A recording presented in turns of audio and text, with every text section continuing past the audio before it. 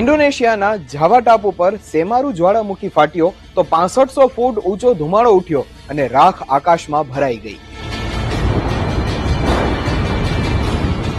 લાવા 13 કિલોમીટર સુધી વહ્યો. પુલ રસ્તાઓ રાખમાં દટાઈ ગયા. માઉન્ટ સેમારુ ઇન્ડોનેશિયાનો સૌથી સક્રિય 120 જ્વાળામુખીઓમાંનો એક છે. આ વર્ષે તેમાં અત્યાર સુધી 2802 વખત વિસ્ફોટ થઈ ચૂક્યા છે. નમસ્કાર, હું કશ્યપ.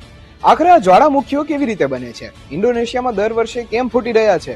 આનાથી ફાયદા અને નુકસાન શું છે જાણીશું આજના એક્સપ્લેનરમાં.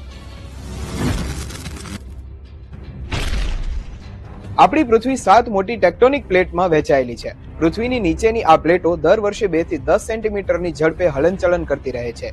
પ્લેટોની આ જ હલચલથી જ્વાળામુખીઓ બને છે અને 5 સ્ટેપમાં વહેંચાય છે. ટેક્ટોનિક પ્લેટોની અથડામણ કે ખસવાથી ખડકો ઓગળે છે. ગરમ ગેસો ઉપરના ખડકોને પણ ઓગાળી દે છે. ખડકો ઓગળવાથી બનેલો ગરમ ઘટ પદાર્થ એટલે મેગ્મા ઉપરની સપાટી પર એકઠો થાય છે. મેગ્મા સતત વધતો રહેવાથી પૃથ્વીની ક્રસ્ટ એટલે કે બહારી પડમાં તિરાડો પાડે છે. આ જ તિરાડોમાંથી લાવા ફૂટીને બહાર આવે છે. આને જ જ્વાળામુખી કહેવાય છે. દુનિયામાં જ્વાળામુખીઓની સાચી સંખ્યા ગણવી મુશ્કેલ છે, કારણ કે સમુદ્રની અંદર પણ હજારો છુપાયેલા છે. જમીન પર હાલ આશરે 1600 સક્રિય જ્વાળામુખીઓ છે. તેમના આકાર, બનાવટ, વિસ્ફોટની રીત પ્રમાણે તેમને 4 મુખ્ય શ્રેણીમાં વહેંચવામાં આવ્યા છે. શિલ્ડ જ્વાળામુખી,